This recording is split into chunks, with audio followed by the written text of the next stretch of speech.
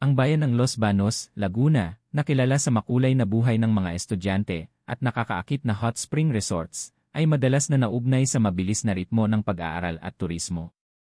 Ngunit sa tabi ng kaganapan na ito, ang lawa ng Kaliraya ay nagtatago ng isang romantikong katahimikan, isang oasis ng kapayapaan na may asul na tubig at mga nakapalibot na burol. Madalas na dinadayo ito ng mga residente tuwing hapon upang langhapin ang sariwang hangin at hanapin ang kaunting katahimikan.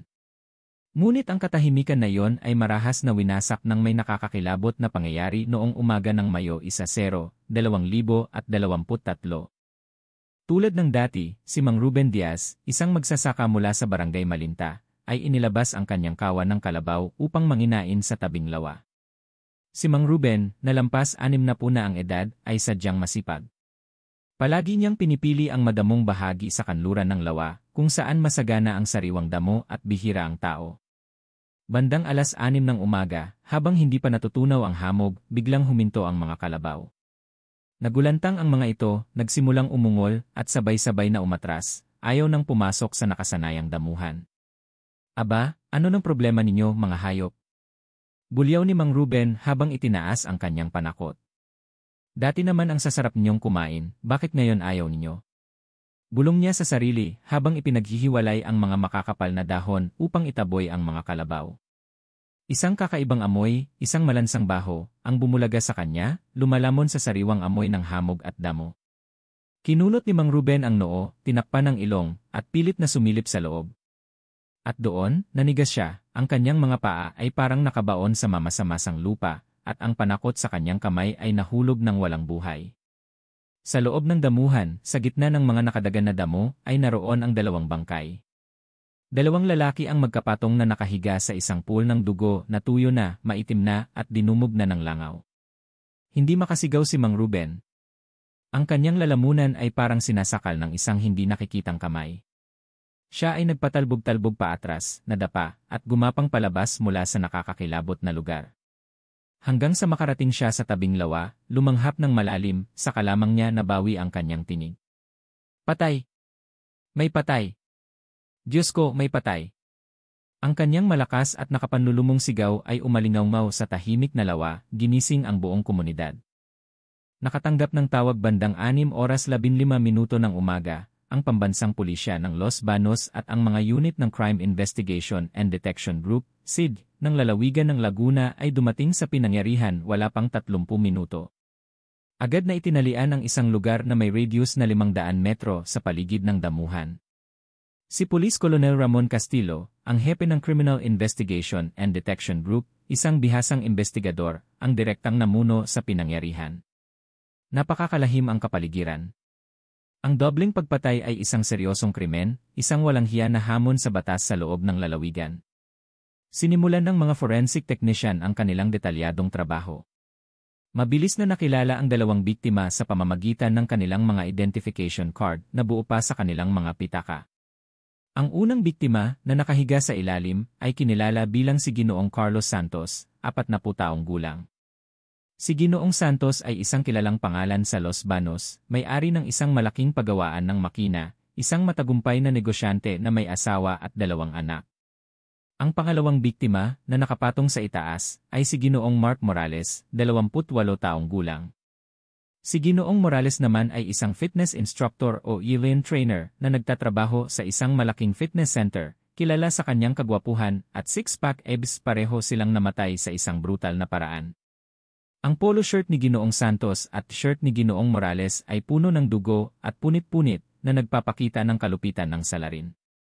Ang paunang pagsusuri sa pinangyarihan ay nagpakita na pareho silang namatay dahil sa maraming saksak. Ang sandata, batay sa lapad at lalim ng mga sugat, ay paunang tinukoy na isang balisong, isang uri ng kutsilyo na karaniwang ginagamit sa pagpatay ng baboy.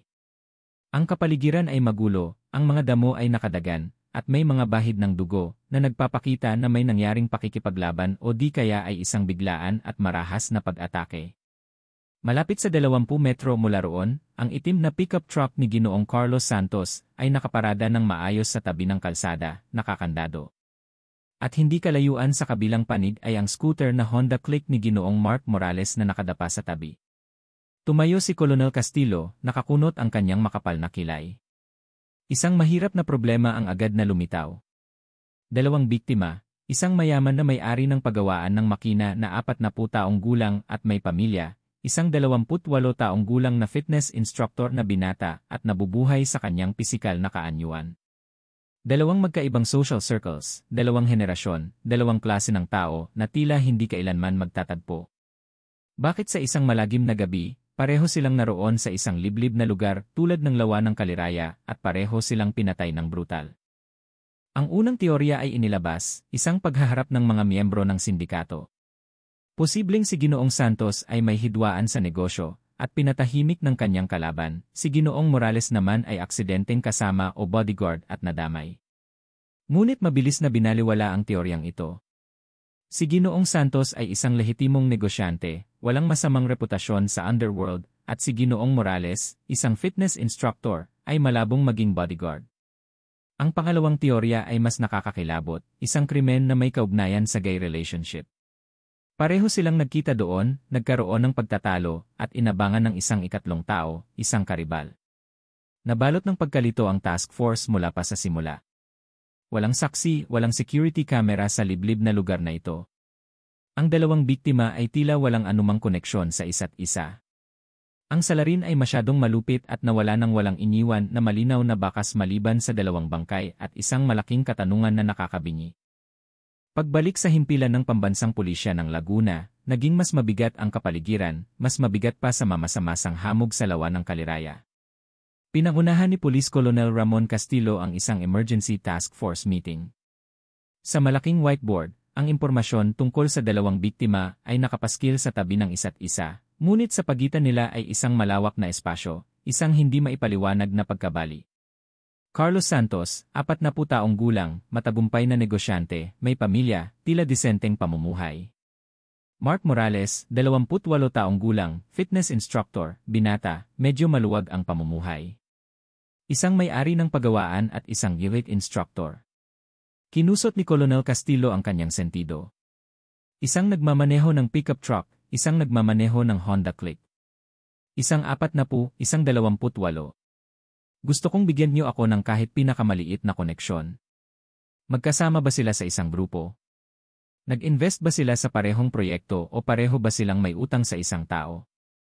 Agad na hinati ang mga grupo ng investigador at nakipagkarera sa oras. Ang unang grupo ay nag-focus kay Carlos Santos. Isang team na pinamumunuan ng isang deputy chief ang nagpunta sa paggawaan ng makina at sa bahay ng biktima. Taliwas sa mga hula tungkol sa isang paghaharap ng mga miyembro ng sindikato, ang larawan ni Carlos Santos ay lumitaw ng malinis at nakakagulat.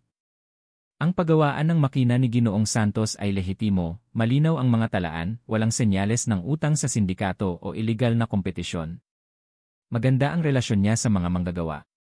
Kilala si Ginoong Santos bilang isang matapat at maalalahanin na tao.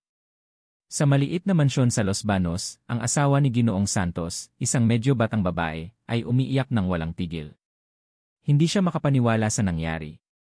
Napakabait niya, hikbi niya sa mga investigador, wala siyang kaaway. Kagabi, 7:00 ng gabi, kumakain pa kami sa bahay. Bandang 8:30, sinabi niya na may tumawag na kaibigan, may emergency, kailangan niyang lumabas sandali. Nangako pa siyang babalik ng maaga. Sino ang mag-aakala na yon na ang huli naming pagkikita? Sinong kaibigan? Sinabi ba niya kung sino, tanong ng investigador. Hindi po, umiling ang asawa. Pasensya na, nitong mga nakaraang araw, madalas siyang may kakaibang tawag. Madalas siyang lumalabas para sagutin. Nang tanungin ko, sinabi niyang tungkol sa negosyo. Akala ko talaga ay trabaho lang. Diyos ko, bakit may gumawa ng ganoon sa asawa ko? Ang investigasyon kay Carlos Santos ay tila umabot sa dead end, walang hidwaan sa negosyo, walang utang. Ang pamilya ay tila masaya, lahat ay masyadong normal. Ang pangalawang grupo ng investigasyon, na nag-focus kay Mark Morales, ay nagpakita ng isang ganap na kakaibang larawan. Nagpunta ang mga investigador sa fitness center kung saan nagtatrabaho si Mark. Ang direktor ng center at ang mga kasamahan ay nagsabing si Mark ay isang mahusay na trainer, ang asset ng Irin, na mahal ng maraming kliyente, lalo na ng mga babae. Si Mark, gwapo siya at mahusay makipag-usap, sabi ng isang kasamahan ni Mark. Binata siya kaya normal lang na maraming babae ang humahabol sa kanya, pero dahil din doon, marami siyang problema. Narinig ko na madalas siyang may relasyon sa mga may asawa na, mga mayayamang babae na kulang sa pagmamahal. Alam mo ba kung sino ang partikular? Ay, hindi ko alam, umiling ang kasamahan. Napakasekreto niya. Hindi niya kailanman ikinuwento ang kanyang love life. Pero ang ganoong uri ng pamumuhay, sa totoo lang, maaga o huli ay magkakaroon ng problema. Baka nahuli siya ng asawa ng isang babae na may relasyon sa kanya, dahil ang ganoong brutal na pagpatay ay pagkainggit lamang. Isang bagong teorya ang inilabas, isang kaso ng paghihiganti dahil sa pagtataksil. Posibleng isang mayamang asawa ang nakahuli sa kanyang asawa na nangangaliwa kay Mark at nagbayad ng isang tao upang patayin si Mark. Ngunit agad na nakaharap ang teoryang ito sa isang malaking problema. Kung paghihiganti kay Mark, bakit kasamang namatay si Carlos Santos, isang may-ari ng paggawaan ng makina? Hindi kaya si Ginoong Santos mismo ang asawang gumanti at sa gitna ng paghaharap ay napatay ng bodyguard ni Mark o ni Mark mismo at pagkatapos ay napatay din ang salarin? Walang saysay. Ang pinangyarihan ay hindi nagpakita ng isang labanang 2-1, kundi 2 biktima ang inatake ng walang kalaban-laban. Nabalot ng pagkalito, 2 biktima, 2 buhay na walang koneksyon. Sino ang salarin? Ang pagpatay sa isang tao ay seryoso na. Ang pagpatay sa 2 tao mula sa magkaibang klase ng lipunan, sa parehong lugar, sa parehong oras ay isang hamon. Nakaupo ng tahimik si Police Colonel Ramon Castillo sa command center, nakatingin ng matalim sa whiteboard. Hindi niya pinansin ang pinakamahalagang detalye. Biglang tumunog ang kanyang telepono. Nasaan ang mga telepono ng 2 biktima? Na-check na ba ng forensic team? Agad na nagulat ang isang investigador. Sir, ang telepono ni Ginoong Santos ay natagpuan sa glove compartment ng kotse. Ang telepono ni Ginoong Morales naman ay tumilapon sa tabi ng motorsiklo. Pareho na po silang naseal at naibigay sa forensic team kaninang umaga, ngunit pareho po silang nakakandado ng password. Isa po ay fingerprint lock, isa po ay facial recognition. Sinusubukan pa po namin. Hindi na kailangan subukan, sabi ni Colonel Castillo, tumigas ang kanyang boses. Kailangan ko ng resulta agad. Utusan ang forensic team na gamitin ang lahat ng pamamaraan, maging ang pinaka-espesyal na kagamitan, upang buksan ang 2 teleponong iyon. Agad. Ang salarin ay maaaring miyembro ng sindikato. Ang salarin ay maaaring gumanti.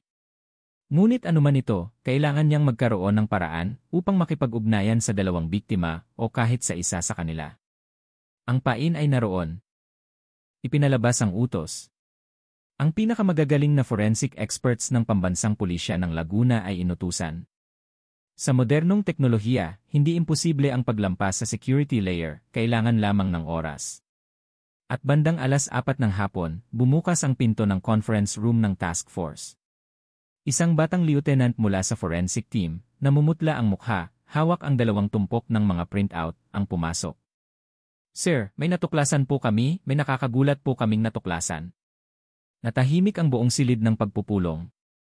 Nabuksan na po namin ang 2 telepono, pilit na huminga ang lieutenant.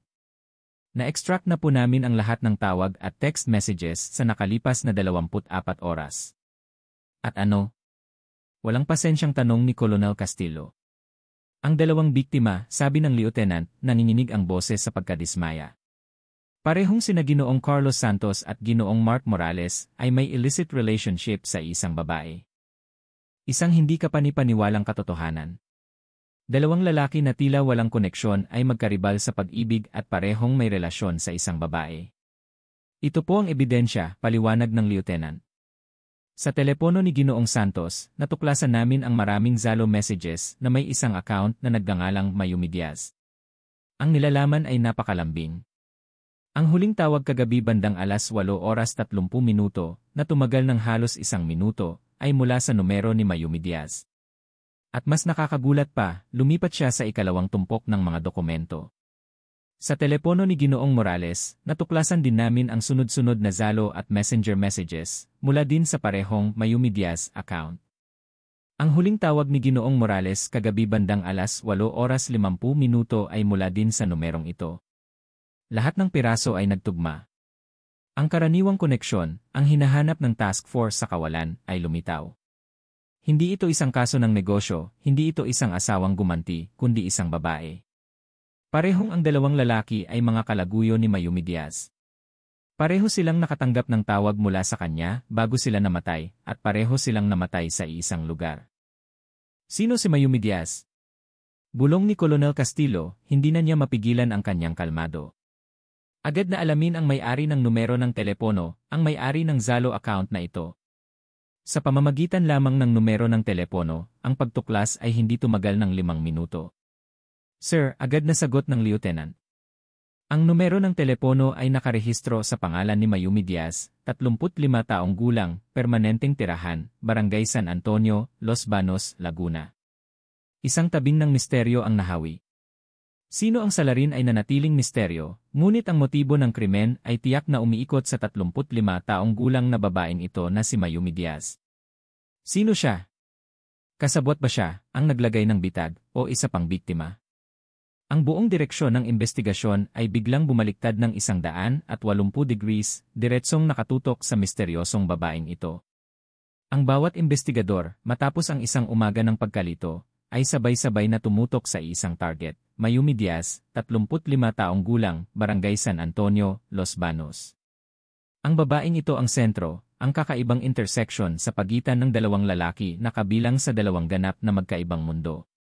Sino siya? Siya ba ang naglagay ng bitag o kasabwat sa isang plano ng pagpatay? Isomon si Mayumi Diaz, utos ni Police Colonel Ramon Castillo, walang pag-aalinlangan ang kanyang boses. Agad na nagpunta ang isang team sa address sa Barangay San Antonio upang dalhin ang suspect sa himpilan para tanungin. Ang isa pang team ay nagsagawa ng background check, nagtipon ng lahat ng impormasyon tungkol sa kanyang personal na buhay, background, at social connections. Gusto kong malaman ang lahat. Agad na nagsikalat ang mga investigador. Ang kapaligiran sa command center ng task force, kahit nakahanap na ng direksyon, ay nanatiling kakaibang mabigat. Ang pagpatay sa dalawang tao na ang susi ay nasa isang babae na may sabay-sabay na relasyon sa dalawang biktima ay hindi kailanman simple. Wala pang 30 minuto, ang unang impormasyon tungkol sa profile ni Mayumi Diaz ay nagsimulang dumating at agad nitong pinakomplikado ang kaso. Si Mayumi Diaz, 35 taong gulang, ay isang lokal at hindi siya binata. Malinaw na nakasaad sa kanyang registration records na si Mayumi Diaz ay may asawa. Asawa? Kinunot ni Colonel Castillo ang no. Sino ang asawa niya? Nasaan siya? Paano niya hinayaang ang kanyang asawa ay hayagang may relasyon sa dalawang lalaki? Sir, sagot ng lokal na investigador, medyo nag-aalangan. Ito po ang kakaiba. Ang asawa ni Mayumi ay si Ginoong Michael Cruz, 38 taong gulang, isang civil engineer. Kapansin-pansin po, huminto siya. Si Ginoong Cruz po ay nagtatrabaho sa malayo, napakalayo po. Nagtatrabaho po siya sa isang malaking proyekto ng konstruksyon sa Batangas, at ayon sa impormasyon mula sa barangay, si Ginoong Cruz po ay 2 taon nang wala, halos hindi na nakakauwi. Natahimik ang buong conference room ng task force. Isang asawa na nagtatrabaho sa malayo sa loob ng 2 taon. Isang asawa sa bahay, 35 taong gulang, nasa kanyang prime, may komplikadong buhay, 2 relasyon, sa isang mayamang may-ari ng pagawaan at isang batang gwapong fitness instructor. Ang trahedyang ito ay lumana, ngunit hindi kailanman nawawala. Motibo. Bulong ni Colonel Castillo. Ang motibo ay lumitaw, pagkainggit. Ngunit sino ang nagsiselos? Alam ba ni na Ginoong Santos at Ginoong Morales na mayroon silang karibal? Posible bang nalaman ng isa sa kanila na sila ay nagbabahagi ng isang babae, inanyayahan ang isa sa lawa ng Kaliraya upang mag-usap, at nagkaroon ng gulo na nagresulta sa pagpatay ng isang ikatlong partido na kasama ng isa sa kanila sa dalawa? Ang teoryang ito ay tila makatwiran, ngunit hindi nito ipinaliwanag kung bakit ang huling 2 tawag ay parehong nagmula sa telepono ni Mayumi Diaz. Kasabay nito, ang team na nagsagawa ng background check, matapos libutin ang mga kalye ng Barangay San Antonio, ay nakakuha rin ng mahahalagang impormasyon. Sir, sabi ng isang investigador na kakabalik lamang. Nakipag-usap po kami sa ilang kapitbahay at kaibigan ng mag-asawang Mayumi at Michael. At gaya ng ating hinala, napakakomplikado ng pamumuhay ni Mayumi Diaz. Isang kapitbahay, matapos kumbinsihin, ay nagkwento, ay naku, si Mayumi na yan. Ang asawa niya ay nagpakamatay sa pagtatrabaho sa malayo, nagpapadala ng pera, habang siya naman ay nagtaklob ng bibig ang babae, may mga lalaki siyang dinadala. May kotse at may mamahaling motorsiklo pa. Sa simula ay lihim pa, ngayon ay lantaran na. Kami, mga kapitbahay, ay naiinis na. Naawa lang kami kay Michael, mabait, masipag magtrabaho, ngunit napunta sa ganoong asawa. Ang impormasyon mula sa mga kaibigan ni Michael Cruz, ang asawa, ay nagpaliwanag pa sa larawan. Isang grupo ng malalapit na kaibigan ni Michael sa Laguna, nang tanungin ng mga investigador, ay nag-alinlangan. Mga sir, sabi ng isang lalaki na nagngangalang Mang Tony, matalik na kaibigan ni Michael. Kung nagtatanong kayo, sasabihin namin ang totoo. Naawa kami kay Michael. Nag-isa siya sa malayo, nagtatrabaho ng husto, habang ang asawa niya sa bahay, sa totoo lang, hindi namin kayang tingnan. Alam niyo ba ang tungkol kay Ginoong Santos o Ginoong Morales? Si Mark na taga-gym, nakita ko siya na palaging dumadaan, bata, gwapo, nakasakay sa Honda Click. Tungkol kay Ginoong Santos na taga-Makina, ngayon ko lang narinig, umiling si Mang Tony. Talagang matindi si Mayumi. Sabay-sabay niyang dinadala ang dalawa nang walang nakakaalam. Ang pinakamahalaga, bumulong si Mang Tony, may kasalanan din kami. Binigyan namin ng pahiwatig si Michael. Agad na nagbigay ng senya si Colonel Castillo, na nakikinig sa ulat sa telepono, upang tumahimik. Ito na ang susi. Paano ninyo sinabihan si Michael? Tanong ng investigador. Sa zalo lang, kinamot ni Mang Tony ang ulo. Hindi naman namin masabi ng direkta na nangangaliwa ang asawa mo. Para sa amin mga lalaki, nakakagulat yon, baka kung ano ang isipin niya. Kinunan lang namin ng ilang random na litrato. Litrato ni Mark na taga-gym na nakasakay si Mayumi sa motorsiklo, pagkatapos ay ipinadala namin kay Michael. Kasama ng ilang mensahe, tulad ng nitong mga nakaraang araw, may mga kakaibang pangyayari sa bahay, ayusin mo ang iyong schedule at tingnan mo. Ganoon. Ang huling beses na nagulat kami ay halos 1 linggo na ang nakalipas. Lahat ng piraso ay nagtugma ng perpekto. Isang asawa na niloloko, na inulat ng kanyang mga kaibigan sa pamamagitan ng mga litrato. Alam niya na ang kanyang asawa ay hindi lamang nangangaliwa sa isang tao, kundi marahil sa marami. Ang galit, ang inggit, ang kahihiyan ng isang lalaking pinagtaksilan, na kinakaawaan ng kanyang mga kaibigan, ay naipon sa loob ng mahabang panahon. Michael Cruz, tumayo si Colonel Castillo, lumapit siya sa whiteboard. Ipinaskil ang litrato ni Michael Cruz, isang lalaking may parisukat na mukha, mabait, nakasalamin, sa gitna mismo. Ang pangunahing suspect. Walang duda. Nagsimulang magbulungan ang buong conference room. Motibo, inggit, sabi ni Colonel Castillo. Nalaman niya na ang kanyang asawa ay nangangaliwa hindi lamang sa isa kundi sa 2 lalaki. Nagpasya siyang patayin ang 2 karibal upang makaganti. Paraan, sa kung paano man, nakipag-ugnayan siya o nahikayat niya ang 2 biktima na pumunta sa Lawa ng Kaliraya, isang perpektong liblib na lugar upang gawin ang krimen. Ngunit sir, tanong ng isang team leader ng homicide unit, paano? Si Michael Cruz ay nasa Batangas, halos 200 kilometro ang layo.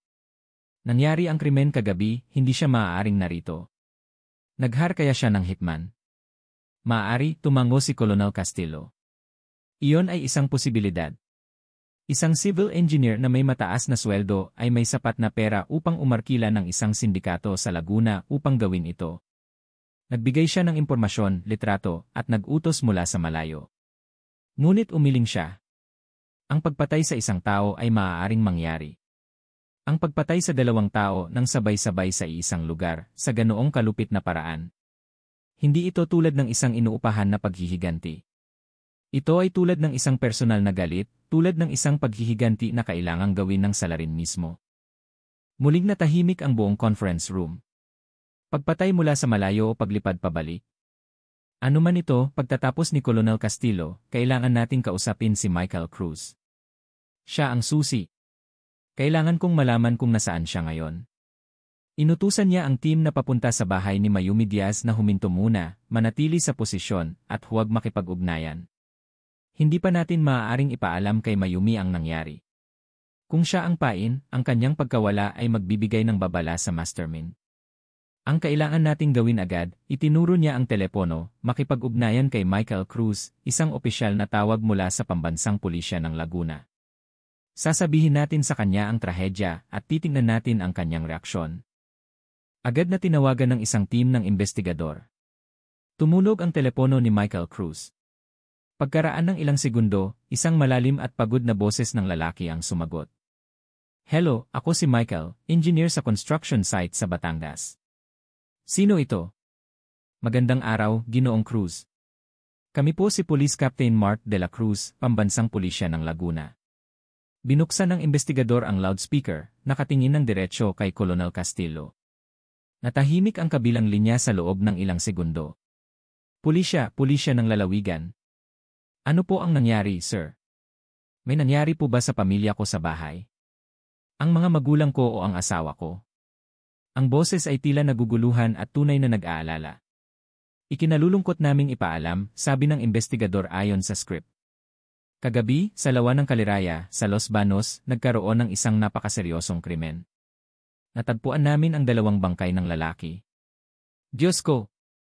Nanginginig ang boses ni Michael. Krimen? Ano ang kinalaman nito sa akin? Kami po ay nasa proseso ng investigasyon at natuklasan namin na ang 2 biktima ay may kaugnayan sa asawa mo, si Ginang Mayumi Diaz. Kailangan namin ang iyong kooperasyon. Isang mahabang katahimikan ang umiral sa loob ng halos 5 segundo, tanging ang malakas na ingay ng makina sa construction site ang narinig mula sa telepono. Pagkatapos napaiyak si Michael. Ano? Kaugnayan? Kaugnayan sa asawa ko. Asawa ko.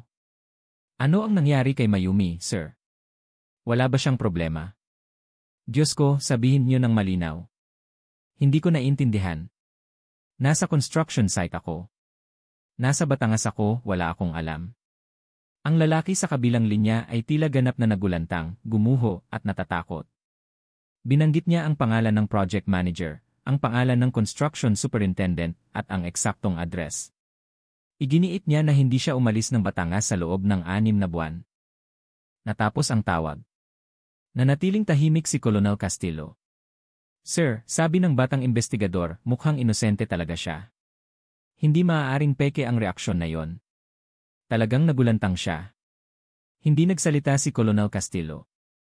Nakatingin siya ng matalim sa litrato ni Michael Cruz, isang mabait na engineer na nakasalamin, na nagulantang sa masamang balita, o isang malamig na mamamatay tao, isang henyo na aktor. Isang tao, sabi ni Colonel Castillo, malamig ang kanyang boses, ay maaaring magkunwari, ngunit ang isang buong sistema ay hindi. Ang alibi na ibinigay niya ay napakadali lang i-verify. Kinuha niya ang telepono at tumawag sa isa pang team ng investigador. Hindi ko kailangan malaman kung paano ninyo gagawin. Makipag-ugnayan sa Philippine Airlines, AirAsia, at Cebu Pacific. Suriin ang security sa Ninoy Aquino International Airport, NAI, at Mactan Cebu International Airport, NAI. Suriin ang lahat ng listahan ng pasahero sa lahat ng flight mula Manila patungong Cebu at vice versa. Sa loob ng 1 linggo, gusto kong makahanap ng pangalang Michael Cruz o anumang peking pangalan na gumagamit ng kanyang numero ng SIA. Ang pinakamahalagang investigasyon ay inilunsad. Gaano man kahusay magkunwari si Michael, ang records ng airline industry ay hindi nagsisinungaling. Ang tawag kay Michael Cruz sa construction site sa Batangas ay nagpataas sa tensyon ng task force sa isang bagong antas. Ang reaksyon ng malayo na asawa sa telepono ay masyadong perpekto. Nagulantang siya, gumuho, nag-aalala sa kanyang asawa, at nagbigay ng alibi na tila hindi matitinag. Karamihan sa mga batang investigador sa conference room ay naniniwala na siya ay inosente, na nagkamali sila ng direksyon, na si Michael Cruz ay isa lamang biktima ng trahedyang ito. Ngunit si Police Colonel Ramon Castillo ay hindi. Sa 30 taon niya sa serbisyo, natutunan niya ang isang bagay, ang mga taong may kakayahang magkunwari ng perpekto ay madalas na ang mga may pinakamalalaking kasalanan. Ang kanyang pagiging kalmado, ang kanyang huwarang kooperasyon ay para sa kanya ay isang kahina-hinalang senyales. Sa ngayon, sabi ni Colonel Castillo, ang kanyang boses ay pumutol sa kapaligiran ng pagkalito. Lahat ng iba pang investigasyon ay panatilihin. Ang team na nagbabantay kay Mayumi Diaz ay hindi dapat magpabaya. Ngunit gusto kong ipatupad ang lahat ng puwersa sa investigasyon sa airline agency at airport security. Hindi ko kailangan malaman kung ano ang sinasabi niya, kailangan kong malaman kung ano ang ginawa niya. Muling pumasok ang task force sa isang panahon ng paghihintay. Sa pagkakataong ito ay mas matindi pa. Kung kinumpirma ng records ng airline na nasa Batangas pa rin si Michael, ang buong kaso ay kailangang muling simulan mula sa simula. Ang salarin ay muling magiging isang hindi nakikitang multo. Tumagal ang paghihintay ng 6 na oras. Iyon ang pinakamahabang 6 na oras. Kailangang makipag-ugnayan ang mga investigador sa iba't ibang security layers, iba't ibang departamento upang cross-reference ang data ng lahat ng domestic airlines. At pagkatapos, bandang 8:00 ng gabi, nang maliwanag na ang ilaw sa Los Banos, biglang tumunog ang fax machine sa command center ng task force at nagsimulang maglabas ng isang tumpok ng mga dokumento. Kasunod nito ay isang emergency call. Agad na kinuha ng isang investigador ang fax at tumakbo patungo sa mesa ni Colonel Castillo. "Sir, mayroon na po, galing sa airport security." Kinuha ni Colonel Castillo ang papel, kumurap ang kanyang mga mata, sinuri ang bawat linya, at pagkatapos ay huminto siya sa isang pangalan na may markang pula. Pangalan ng pasahero, Michael Cruz. Petsa ng kapanganakan, tugma. Numero ng naagyan, tugma. Flight EE-437. Ruta, Mactan Cebu, Sibe, patungong Ninoy Aquino, yun na. Oras ng paglipad, 8:15 ng umaga, Mayo 7, 2023. Oras ng paglapag, 10:20 ng umaga, Mayo 7, 2023. Nanginginig ang papel sa kamay ni Colonel Castillo, hindi dahil sa takot, kundi dahil sa matinding galit. Mayo 7. Nangyari ang krimen noong gabi ng Mayo 9. Si Michael Cruz, ang taong umiiyak sa telepono kanina, ang taong nagpahayag na hindi siya umalis ng Batangas sa loob ng 6 na buwan, ay nagsinungaling. Hindi lamang siya nagsinungaling, lumipad siya papuntang Manila 3 araw bago nangyari ang krimen. Hayop! Nagngangalit ang ngipin ni Colonel Castillo. Ang maskara ng kaawa-awang asawa ay gumuho. Ngayon, lumitaw sa harap ng task force ang larawan ng isang malamig na mamamatay tao, isang tao na may kakayahang magplano ng detalyado at isang henyo na aktor. Lahat ay biglang naging malinaw tulad ng araw. Kita nyo? Ibinato ni Colonel Castillo ang fax sa mesa. Walang pagka-shock, walang pagtataka, lahat ay isang palabas. Alam niya. Alam niya na nangangaliwa ang asawa niya, marahil sa pamamagitan ng impormasyon mula sa mga kaibigan. Hindi siya gumawa ng ingay, hindi siya tumawag para magmura. Nagsimula siyang maglakad-lakad, muling isinasadula ang krimen. Nagplano siya ng paghihiganti, isang brutal na plano. Noong umaga ng Mayo 7, lihim siyang lumipad pabalik sa NE. Hindi niya ipinaalam sa sinuman, hindi sa pamilya, hindi sa mga kaibigan, at syempre, hindi sa kanyang biktima, si Mayumi Diaz. Mula Mayo 7 hanggang Mayo 9, itinaas niya ang 3 daliri. Mayroon siyang 3 araw para magtago sa Los Banos. Nasaan siya? Isang motel, isang hotel. Ano ang ginawa niya sa loob ng 3 araw na yon? Hula ko, wala siyang ginawa. Nagbantay lang siya. Nagtatago siya. Sinusubaybayan niya ang sarili niyang bahay. Sinusubaybayan niya ang kanyang asawa, at sa loob ng 3 araw na yon, nakita niya ang lahat. Nakita niya si Mark na taga-gym na nakasakay sa kanyang asawa sa Honda Click. Nakita niya si Ginoong Santos na taga-makina na lihim na nagmamaneho ng kotse patungo sa kanila. Nakumpirma niya ang 2 biktima. Ang galit, ang kahihiyan ay nagpabago sa kanya mula sa isang mabait na engineer patungo sa isang demonyo. Isang batang investigador ang nagtanong, "Sir, ngunit kung naroon na siya sa Laguna, bakit kailangan niyang gamitin ang telepono ng kanyang asawa upang makipagkita sa mga biktima, at paano niya nakuha ang telepono ng kanyang asawa?" Itinuro ni Colonel Castillo, iyon ang susi na nagpapakita ng kanyang kalupitan. Ayaw niyang magpakita. Kung gumamit siya ng hindi kilalang numero, hindi kailanman pupunta ang 2 biktima sa liblib na lugar na iyon sa gabi. Kailangan niyang gamitin ang Zalo account ng kanyang asawa, ang numero ng telepono ng kanyang asawa, para maniwala ang 2 iyon. At para magawa iyon, bumaba ang boses ni Colonel Castillo. May isang paraan lang. Noong gabi ng Mayo 9, bago makipagkita sa 2 biktima, kailangan niyang kumilos. Kailangan niyang lihim na pasukin ang sarili niyang bahay. Kailangan niyang hawakan si Mayumi Diaz at lihim na kinuha ang telepono. Isang nakakakilabot na teorya ang muling lumitaw. Nasaan si Mayumi Diaz? Bakit hindi siya nagulat ng krimen? Buhay pa ba siya o patay na? o siya ba mismo ang kasabwat, napilitan ng kanyang asawa na sumali sa plano? Ang tanong na iyon ay nakabitin sa hangin. Ang unang bagay, utos ni Colonel Castillo, walang pag-aalinlangan ang kanyang boses. Agad na magpunta ang isang team sa bahay ni Mayumi Diaz. Sa pagkakataong ito, hindi na kailangang bantayan. Sirain ang pinto kung kinakailangan. Kailangan kong matukoy agad kung buhay pa si Mayumi Diaz. Ang ikalawang bagay, bumaling siya sa forensic team, makipag-ugnayan sa DNA Security. Kailangan ko ng lahat ng CCTV footage bandang alas 10:20 ng umaga ng Mayo 7 sa Arrival Hall. Gusto kong makita ang mukha niya, gusto kong makita kung ano ang suot niya, kung sino ang kasama niya, kung anong sasakyan ang sinakyan niya. Ang ikatlong bagay, itinuro niya ang mapa ng Los Banos, suriin ang lahat ng motels, hotels, at budget inns sa buong Los Banos at mga kalapit na lugar. Hanapin ang isang lalaking nagngangalang Michael Cruz na nag-check-in mula Mayo 7. Kailangan niyang naroon. Ang investigasyon mula sa pagkalito ay sumabog ngayon sa isang multi-front manhunt. Malinaw na ang larawan ng salarin. Ngayon ay oras na para hanapin ang lungga kung saan nagtago ang halimaw na ito bago kumilos. Ang team na nagpunta sa bahay ni Mayumi Diaz ang unang nag-ulat. Hindi na nila kailangan sirain ang pinto. Nakakandado ang bahay ngunit bukas ang bintana sa gilid. Nang umakyat ang mga investigador, walang tao sa bahay. Walang magulo sa mga gamit, ngunit sa hapagkainan ay may hapunan na nakahanda pa, buo pa, at nagsisimula ng lumamig. Nawala si Mayumi Diaz, tila bago pa ang hapunan. Kasabay nito, mula sa GNE, isang maikling video clip ang ipinadala. Ang security camera sa Arrival Hall ay nagpakita ng isang matangkad at payat na lalaki na nakasalamin, si Michael Cruz, ngunit hindi na siya mukhang mabait. Nakaitim siyang damit, naka-windbreaker, at nakasuot ng baseball cap na nakatakip sa halos lahat ng kanyang mukha. Mayroon siyang backpack at naglakad ng mabilis at diretsahan. Hindi siya kasama ng sinuman, direkta siyang nagpunta sa pick-up area. Hindi siya sumakay ng taxi, sumakay siya ng bus papuntang Manila, Laguna. Bumalik na si Michael Cruz at bumalik siya bilang isang multo.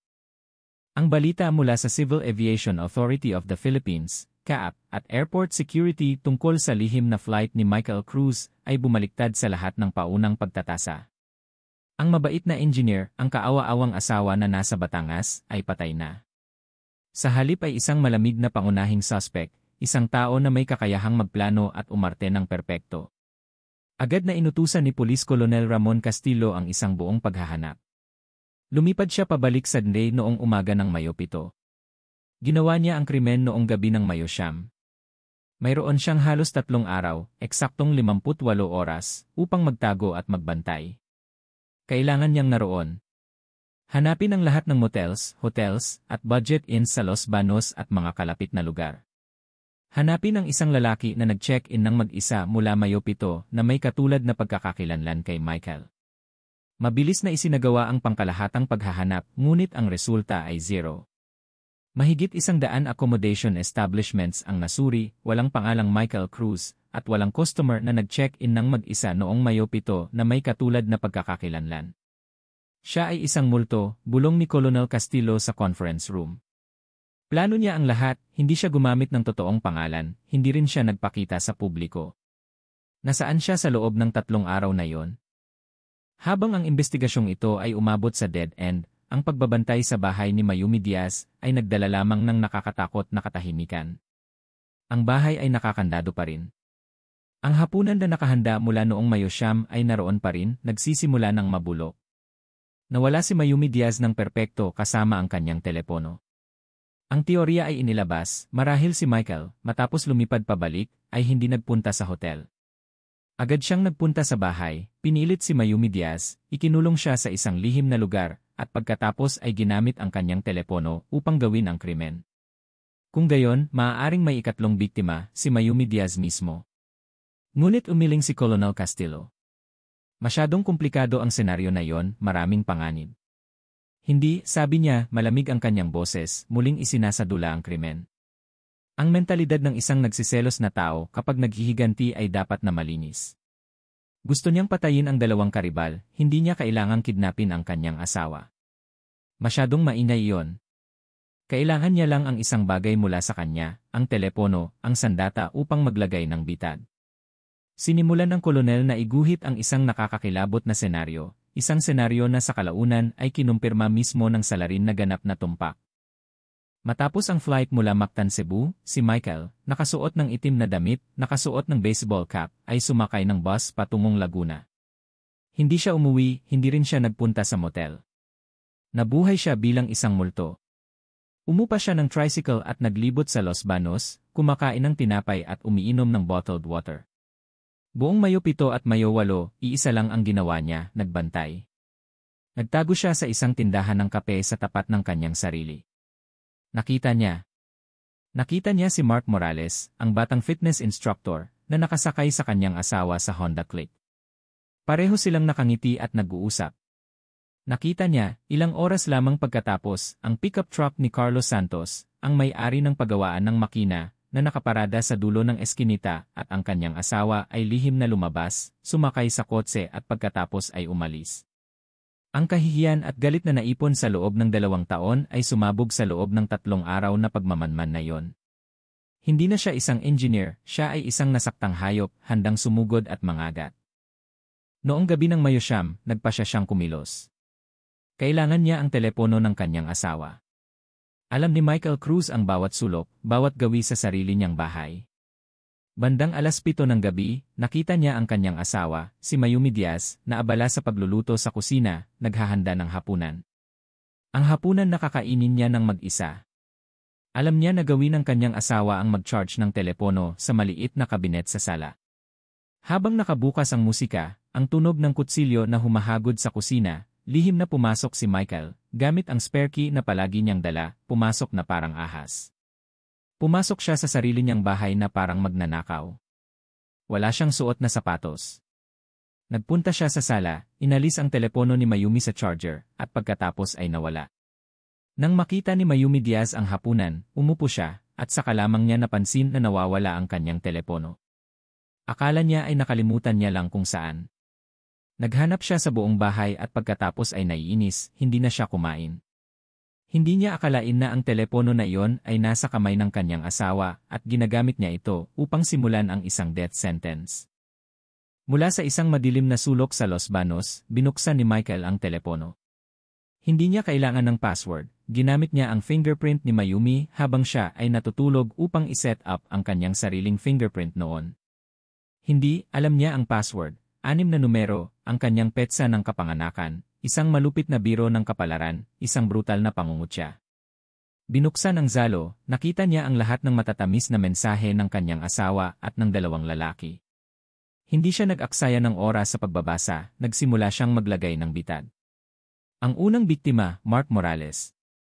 Ang 28 taong gulang na binata ay padalos-dalos. Ginamit niya ang Zalo account ni Mayumi Diaz upang mag-compose ng isang mensahe. Mark, pasensya na, ibang kaso ito, ayusin ko. Ginamit niya ang Zalo account ni Mayumi Diaz upang mag-compose ng mensahe para kay Mark Morales. Mahal, may problema ako, napakalungkot ko, nasa lawa ng kaliraya ako mag-isa. Pwede ka bang pumunta dito agad? Kailangan kitang kausapin sa liblib na lugar sa kanluran. Gusto kitang kausapin. Alam niya na para sa isang batang lalaking in love, ang isang emergency na pag-uusap sa isang liblib na lugar ay hindi matatanggihan. Sa oras na yon, naghanda siya ng isang balisong na binili niya sa isang temporary market noong nakaraang araw. Sumakay siya ng tricycle patungong lawa ng kaliraya. Nagbayad siya at pagkatapos ay nagtago sa dilim.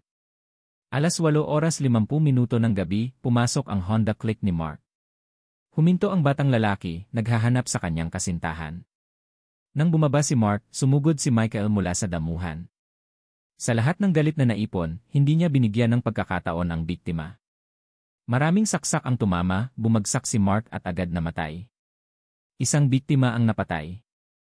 Hinila niya ang bangkay ni Mark sa damuhan. Umupo siya, huminga, hawak pa rin ang duguan na kutsilyo. Tiningnan niya ang telepono ng kanyang asawa, naghanap siya ng ibang pangalan, Carlos Santos. Ang pangalawang biktima, 40 taong gulang, isang may-ari ng pagawaan. Hindi siya maluloko ng isang pambatang mensahe. Kailangan niya ng ibang pain, mas praktikal. Nagpasya si Michael na tumawag, hindi mag-text. Idinayal niya ang numero ni Ginoong Santos. Sumagot si Ginoong Santos. Sa nanginginig at nagulantang na boses, nagkunwari si Michael na asawa niya, umiiyak. Mahal, tulungan mo ako, tulungan mo ako. Nilooban ako sa lawa ng kaliraya, sinaktan nila ako, kinuha nila ang lahat ng pera ko. Kailangan mong magdala ng pera agad, natatakot ako. Si Carlos Santos, bilang isang responsableng kasintahan, ay agad na nahulog sa bitad. Nangako siyang pupunta agad. 30 minuto pagkatapos, dumating ang pickup truck ni Ginoong Santos. Mabilis na ipinarada ng may-ari ng pagawaan ang kanyang kotse, bumaba, at naghahanap sa kanyang kasintahan na nasa panganib. Mayumi, nasaan ka? Iyon lang ang nasabi niya. Si Michael Cruz, ang demonyo sa dilim, ay muling sumugod, isang pangalawang pag-atake na brutal din, walang pag-aalinlangan. Bumagsak si Carlos Santos sa tabi ng kanyang kotse. 2 karibal sa pag-ibig ang napatay, ang inggit ay nabigyan ng katarungan. Hinila ni Michael ang bangkay ni Ginoong Santos sa damuhan at ipinatong sa bangkay ni Mark. Pinunasan niya ang kutsilyo sa damuhan. Tiningnan niya ang telepono ng kanyang asawa, ang tanging ebidensya. Ibinato niya ito sa lawa.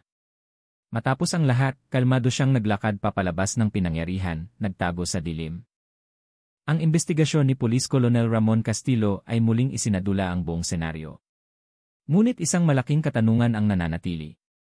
Nasaan si Michael Cruz ngayon? Ang paghahanap sa mga motel ay nabigo. Hindi siya nasa Los Banos. Suriin muli ang NICI footage ng airport, galit na sabi ni Colonel Castillo. Lumipad siya pabalik noong Mayo 7, ngunit lumipad ba siya papalabas? Suriin ang lahat ng flight mula Nve patungong Mactan, Cebu mula Mayo 10 hanggang ngayon. Ang resulta ay walang Michael Cruz. Hindi siya bumalik sa Batangas. Nagulat si Colonel Castillo. Kung gayon, saan siya nagpunta? Hindi siya maaaring nawala. Sa sandaling iyon, ang forensic team, na lihim na sinusubaybayan ang signal mula sa orihinal na telepono ni Michael, ang telepono na ginamit niya sa Batangas, ay may natuklasan. Ang telepono na akala nila ay nasa construction site ay biglang naging aktibo muli, ngunit hindi sa Batangas. Sir, sigaw ng isang investigador, puno ng pagkadismaya. Ang signal ng telepono ni Michael Cruz, binuksan niya lang ang telepono at wala siya sa Batangas, wala rin siya sa Laguna. Nasaan? Ang huling coordinate ng Yitila Tower 5 minuto ang nakalipas ay nasa lalawigan ng Rizal, sa mismong area ng Kodyo. Nagsimulang magkagulo ang buong conference room. Sumugod si Colonel Castillo sa mapa ng Rizal. Kodyo. Tumatawid siya ng hangganan, sigaw niya. Plano niya ang lahat. Matapos ang krimen, hindi siya bumalik sa Batangas. Sumakay siya ng bus diretsyo papuntang Rizal, nagbabalak na tumakas sa probinsya. Akala niya naniniwala pa rin tayo na nasa Batangas siya. Kinuha ni Colonel Castillo ang telepono, idinayal niya ang isang emergency number. Hello, ako si Colonel Castillo, Chief ng Criminal Investigation and Detection Group ng Pambansang Pulisya ng Laguna. Hinihiling kong agad na makipag-ugnayan sa Chief ng Rizal Police Provincial Office. Mayroon kaming isang napakapanganib na suspect sa pagpatay na papunta na sa hangganan. Hinihiling ko na isara ninyo ang lugar at arestuhin agad si Michael Cruz. Ang huling lambat, daan-daang kilometro ang layo, ay inihagis. Ang malakas na sigaw sa telepono ni Police Colonel Ramon Castillo ay nagpasimula ng isang emergency operation na daan-daang kilometro ang layo mula sa sentro ng krimen. Sa Rizal Police Provincial Office, ang kapaligiran ay agad na naging red alert. Isang emergency warrant of arrest kasama ang malinaw na larawan ni Michael Cruz, ang engineer na may kasong pagpatay, ay ipinadala sa lahat ng checkpoints at patrol teams sa mga kalsada at liblib na lugar. 11:00 ng umaga ng Mayo 11, halos 2 araw pagkatapos ng krimen, si Michael Cruz ay may halos 36 na oras upang tumakas. Naglakbay siya mula Laguna, sumakay ng iba't ibang bus upang mawala ang mga humahabol sa kanya, at sa wakas ay nakarating sa Rizal. Napakalapit na niya sa kalayaan, napakalapit na niya sa lugar na pinaniniwalaan niya na hindi maaabot ng batas ng Pilipinas. Hindi siya tanga na dumaan sa pangunahing checkpoint. Alam niya na siya ay hinahabol. Ang kanyang plano ay gamitin ang pera upang umarkila ng isang gabay na susundan ang isang lihim na daan upang iligal na tumawid sa hangganan. Sa isang sirasirang tindahan ng inumin na ilang kilometro ang layo mula sa checkpoint, nakaupo si Michael, pilit na pinananatili ang kalmado ng isang engineer na naghahanap ng oportunidad sa negosyo. Nakabackpack siya, nakasuot pa rin ng itim na damit at nakasuot ng baseball cap. Naghihintay siya sa broker, ngunit hindi niya alam na nailatag na ang lambat. Isang mobile patrol team ng Philippine National Police, EA, sa proseso ng pagbabantay sa mga kakaibang individual sa sensitibong lugar ay napansin siya. Ginoo, lumapit ang isang matalino at matapang na lieutenant. Makita ko po ba ang inyong identification card? Nagulantang si Michael Cruz. Ginawa niya ang kanyang pag-arte ng perpekto sa loob ng ilang araw, ngunit ang tawag ng unipormadong pulis sa tamang oras ay nagpabagsak sa kanyang kalmado. Ako, bulong niya. Naiwan ko po ang ko sa hotel. Nagsimula siyang gumawa ng kasinungalingan. Anong hotel? Sumama ka sa amin sa istasyon para sa investigasyon. Determinadong sabi ng lieutenant. Napansin niya ang pagkalito at, mas mahalaga, ang mukha sa ilalim ng baseball cap. Ito ay kakatwang katulad ng larawan sa emergency warrant of arrest na natanggap niya. Nang lumapit ang dalawang pulis, bumangon ang instinct ng isang hayop na nasa sulok. Biglang itinulak ni Michael ang mesa, sumigaw, pagkatapos ay bumunot ng balisong, ang kutsilyo na nakatago na niya, at marahas na iniwagayway patungo sa mga pulis. Umatras kayo! Umalis kayong lahat! Hindi na siya isang engineer, siya ay isang mamamatay tao na pilit na tumatakas, ngunit minamaliit niya ang mga pulis. Sa pamamagitan lamang ng dalawang mabilis at tiyak na galaw, sinipa ng lieutenant ang kutsilyo, habang ang isa pang pulis ay hinagisan siya at kinandado siya sa maalikabok na lupa. Tumilapon ang baseball cap, ang mukha ni Michael Cruz ngayon ay baluktot sa takot at kabiguan. Siya nga! Malamig na sabi ng lieutenant. Kinuha niya ang kanyang radyo. Sir, naaresto na po namin ang suspect na si Michael Cruz, nanlaban po siya, iniakyat na po sa istasyon. Ang balita ng tagumpay ay agad na ipinadala sa Laguna. Si Colonel Castillo, na 2 gabi nang walang tulog, ay tumango lamang. Mabuti. Magpadala ng isang espesyal na team sa Rizal, dalhin ang suspect sa Laguna ngayong gabi. Ako mismo ang magtatanong sa kanya. Ang biyahe ng paglilipat kay Michael Cruz pabalik sa Laguna ay nangyari sa ganap na katahimikan. Ang civil engineer, ang utak sa likod ng isang perpektong plano ng paghihiganti, ay nakaupo na ngayon na nakagapos sa posas, nakatingin ng matalim sa sahig ng sasakyan. Alam niya natapos na ang lahat, natapos na ang kanyang pag-arte.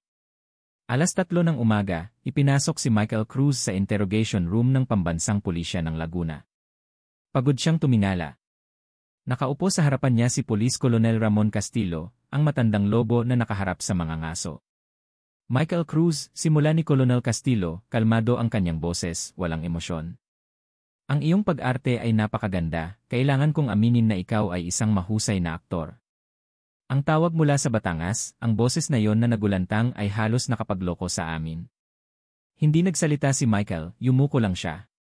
Lumipad ka mula Mactan, Cebu patungong Inday noong umaga ng Mayo 7, hindi nagtanong si Colonel Castillo, kinumpirma niya. Mayroon kang 3 araw upang bantayan ang iyong asawa. Noong gabi ng Mayo 9, pumasok ka sa bahay, nagnakaw ng telepono ng iyong asawa, si Ginang Mayumi Diaz, tama ba? Nagulat si Michael at tumingala. Hindi niya maintindihan paano nila nalaman. Mahinang umiti si Colonel Castillo. Hinanap namin sa lawa ng Kaliraya. Natagpuan namin ang telepono ng iyong asawa. Na-recover namin ang lahat ng mensahe na ipinadala mo kay Mark Morales. At ang tawag na ginawa mo kay Carlos Santos. Ito ay isang taktika ng pulisya. Sa totoo lang, maaaring nasira ang telepono, ngunit ang katotohanan na ito ay itinapon sa lawa at ang data ay na-extract mula sa server ay sapat na upang makasuhan. Ang huling pagguho ay dumating. Nang marinig ni Michael na natagpuan ang telepono, alam niya na wala nang maitatanggi. Opo, tama po kayo, bulong ni Michael, basag ang boses. Ako po ang gumawa ng lahat. Bakit? Tanong ni Colonel Castillo. At pagkatapos ay nagsimulang magsalita si Michael Cruz. Ang kanyang pag-amin ay hindi pagsisisi, ito ay isang paglabas, isang pagpapagaan ng galit na naipon sa loob ng 2 taon. Nagtrabaho ako sa malayo, sabi niya, nagsisimulang manginig ang boses sa galit. Nagtatrabaho ako na parang kalabaw sa Batangas. Bawat buwan, inipon ko ang bawat piso at ipinadala sa kanya.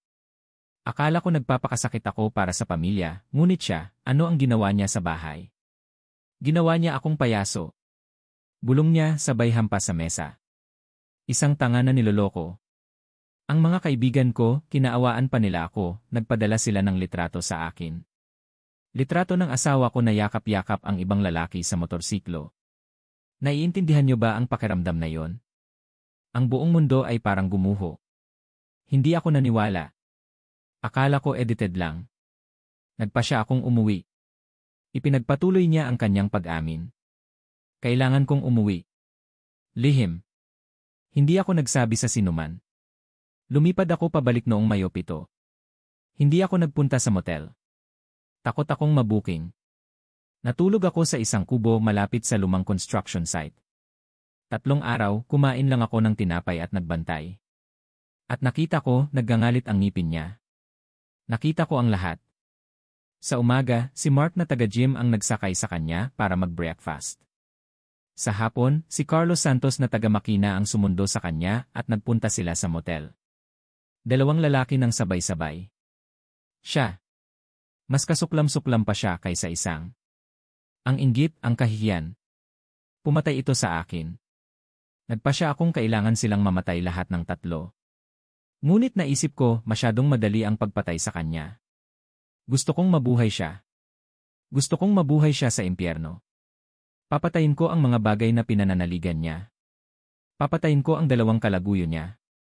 Ikinuwento niya ng detalyado ang kanyang plano, ang pagpasok niya sa bahay upang kunin ang telepono habang nagluluto si Mayumi. Alam niya ang password dahil ito ang kanyang petsa ng kapanganakan, isang malupit na pangungutya. Ikinuwento niya ang tungkol sa pakikipagkita kay Mark Morales. Ang batang iyon, umiti siya ng mapait, isang text lang na malungkot ako, lumabas tayo para mag-usap at agad siyang sumakay ng Honda Click. Karapat dapat mamatay ang ganoong klaseng lalaki. Ikinuwento niya ang tungkol sa pagtawag kay Carlos Santos. Ang matandang iyon ay mastuso, kailangan kong magkunwari. Nagkunwari ako na asawa niya, umiiyak, sinabing nilooban, at nahulog din siya sa bitad. Sumugod siya na parang isang Diyos upang makita ang isang demonyo. Ikinuwento niya ng detalyado ang pagpatay sa bawat isa.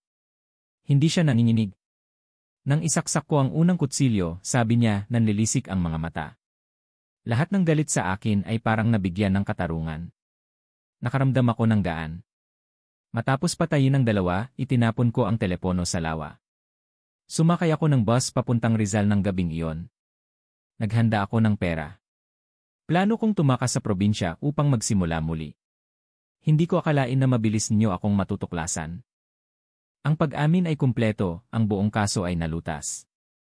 Nasaan si Mayumi Diaz? Tanong ni Colonel Castillo, ang huling tanong. Ngumiti si Michael Cruz. Hindi ko alam. At wala akong pakialam. Matapos kong kunin ang telepono, hindi ko na siya kinontak. Maaaring nagulantang siya dahil nawala ng telepono. Maaari ding matapos niyang malaman na nawala ang 2 kalaguyo niya, natakot siya at tumakas. Iyon ang presyo na kailangan niyang bayaran. Ang pahayag ni Michael ay nagbigay ng solusyon sa huling bugtong. Si Mayumi Diaz ay hindi ang 3 biktima na pinatay, hindi rin siya kasabwat. Siya ang sanhi at ngayon ay isang tumakas dahil sa takot. Agad na naglabas ang pambansang pulisya ng Laguna ng abiso upang hanapin si Mayumi Diaz. At gaya ng inaasahan, pagkaraan ng 1 araw, natagpuan nila siya. Hindi siya nagtago ng malayo. Nagtago siya sa bahay ng isang kamag-anak sa bayan ng Kalawan. Nang makita niya ang pulisya, lumuhod siya at umiyak, akala niya ay naroon sila upang arestuhin siya dahil sa pangangaliwa. Hindi pa rin niya alam na siya mismo ang pain sa isang madugong laro na isinagawa ng kanyang asawa. Natapos ang kaso, ngunit hindi ito tagumpay ng sinuman. Ito ay isang ganap na trahedya, isang mahalagang aral tungkol sa pagkasira ng moralidad ng pamilya. Nagsimula ito sa pagtataksil ng isang asawa. Ito ay sinuportahan ng kalokohan ng 2 lalaki at natapos sa kalupitan ng isang asawa. Si Mayumi Diaz, kahit hindi nakaharap sa korte, ay kailangang mabuhay sa natitirang bahagi ng kanyang buhay na may hatol ng kanyang konsensya at ng lipunan bilang isang sumpa, ang sanhi ng pagkawasak ng 3 pamilya. Ang 2 biktima, sina Carlos Santos at Mark Morales, ay nagbayad ng kanilang buhay para sa kanilang mga illicit affairs. At si Michael Cruz, ang inhenyero na nasa malayo. Mula sa isang biktima ng pagtataksil, ginawa niya ang kanyang sarili na pinakamalupit na mamamatay tao. Pinili niya ang paraan ng paghihiganti ng kanyang karangalan sa pamamagitan ng dugo at sa huli ay binayaran niya ang kanyang buhay. Ang kaso ay isang madugong babala. Kapag namatay ang katapatan at ang inggit ay hindi makontrol ng rason kundi ng karahasan, walang sinuman sa mga sangkot ang magiging panalo.